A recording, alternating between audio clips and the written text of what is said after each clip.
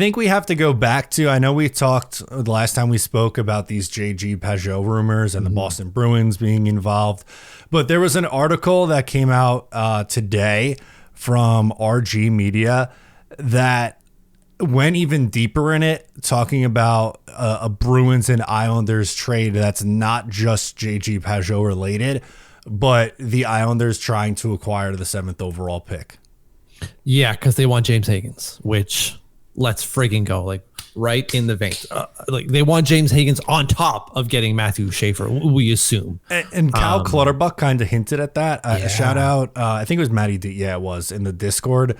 Posted a link to a quote saying, this is Cal's words now. I think it's a home run to take the D-man, but it would be great if they could land Higgins too. But I think there might be another event that leads to that. So like, what does he know? It's basically what I want to know. Wink. Yeah, he might be thinking like all of us. It's going to need another trade to acquire that piece or to get into position to draft James Higgins, because he's not just going to fall to that at 42. As much as James is falling right now, he's not going to be there at 42. And so it seems, based off what James Murphy was writing for RG today, that they're bandying about both the Islanders and the Boston Bruins, a move that would in part have Jean-Gabriel Pajot go to Boston, and we would get the 7th overall pick. Again, not one for one, but the framework of the deal has those two pieces going in that direction with whatever value to make it work in both camps. So that's quite interesting because we would get both of what we want desperately. I saw him bring up Noah Dobson's name because the Bruins had prior interest, but I don't think you're going to get a return from Boston that makes sense if you're giving up both Noah Dobson and JG Pajot. Like, I don't, even if the Islanders are getting the 7th overall pick and that turns into James Higgins, I don't know if that's enough back for trading a Noah Dobson. Absolutely not. 100% not. Ryan brought it up in the Discord as well. Like just a couple of years ago, Alex Romanov, who was 22 years old at the time, untested, unproven, really just a couple of years in Montreal, played. There was potential there, but not a whole lot, was worth a 13th overall pick straight up. If you're going to tell me Noah Dobson is worth, 7 or 8 fewer pick, not even 5 fewer picks or 6. Moving up 5 more, 6. We can't do math here. Not a math show. Right. If you moving up 6 picks gets you to Noah Dobson, who has put up multiple 50-point seasons and a 70-point season, you're smoking some crazy drugs because that's not true at all. There's no way he's worth just that. Right. And it kind of goes back to the point that I've made a million times on this show that I'm open to the idea of trading Noah Dobson, but I'm not trading him just to trade him. Like I would want a proven young commodity to go along with whatever you're getting. And Boston doesn't have that to offer the Islanders. Well, that's just it, right? When you look at the Boston Bruins, like what are they willing to give up in terms of that young, ready player? Because they obviously want to keep that young, ready player as well, because Boston's kind of in the same situation we are, in a sense, right? They want to get into a playoff position. They have quality players. They just need to surround it with a little bit more youth, right? David Pastrnak, Charlie McAvoy, Hampus Lindholm, Elias Lindholm. These are older players, 29, 30, 27, 31. They need a little bit more youth around those guys. And so they're not going to give up said youth to us.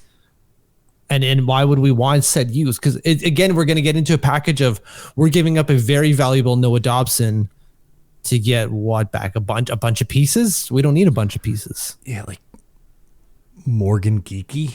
Like, and again, like we're Pavel Zacha, and that's like Pavel Zacha's 28 years old already. Like, and that's not the kind of guy that I'm talking about. Either one of those guys aren't the type of player that I'm talking about. Yeah, Pavel Zacha at best 57 point player when he was with the first year in Boston. Okay, but hasn't done that since. Well, I guess 59 the year after. I don't know why I couldn't see that with my dumb eyes.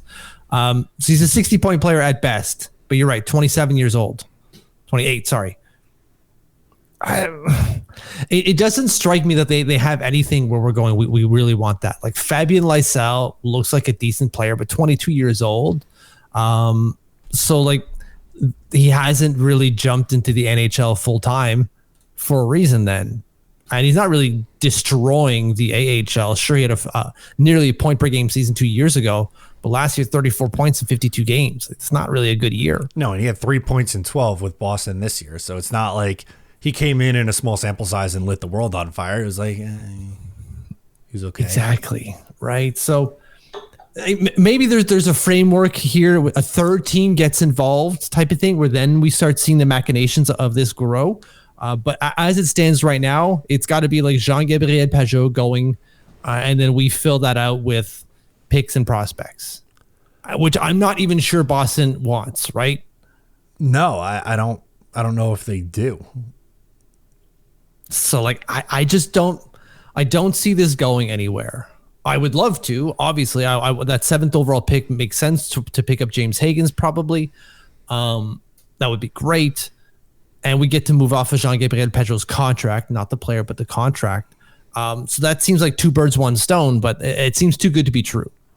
That's what I mean. Like, I'm having a hard time piecing together what else it would take to get there, to get to that 7th spot. Like, it'd be awesome. I want it, but I don't know how they get there. Sorry, my beer just exploded. Yeah, I was like, what happened to Mitch? I knew it was gonna. I had the potential because it happened yesterday, so I was like, okay, maybe it'll happen, but I let it sit for a while, thinking it wouldn't. But you can see the remnants here. There, it's very frothy at the top, and there's a big old ring on my desk. So nice, hooray! Sorry, what were you saying? Because I missed all that, trying to make sure I didn't get beer all over the place. No, I was just making the point that I want the 7th overall pick, but I'm having a hard time getting to the package that makes it work with Boston. Yeah, exactly. Whereas when it comes to Utah, for example, okay, well now you can get into discussions of, okay, Noah Dobson, the 4th overall pick. Okay, fine. But it really then comes to the discussion, is Noah Dobson for James Higgins what you want to do? Probably. I'm almost there. I'm kind of waffly because if I can get him at 7 and I didn't want to move Dobson, well, what's the difference between 4? Well, there's less of a guarantee that he's there at 7. And I guess this is only if on draft night he's there at 7, then you're doing it. But like, I don't know how JG Pageau is involved then, you know? Yeah, exactly. And so I think that kind of brings it to when this trade, I don't think we're going to see this happen if we even move for James Higgins outside of draft day or draft night, right on the floor. I don't think we're going to see anything until then. No, I agree. Whether it's Boston, whether it's Nashville, whether it's Utah, I don't think you're seeing any sort of trade until the night of the draft and after Schaefer is selected. Yes, absolutely. And then Mathieu Darche gets on the phones and works them. He's going to have 4 or 5 phones by his ears. Just all of them. All of them, grow extra ears, or do like Lou, the double of the phone, right? He had a phone on a phone next to his ear, talking to 2 people at the same time. I don't know why I did the remote there, but whatever. If you like that, make sure to subscribe to Up the Turnpike on Patreon for more exclusive New York Islanders content.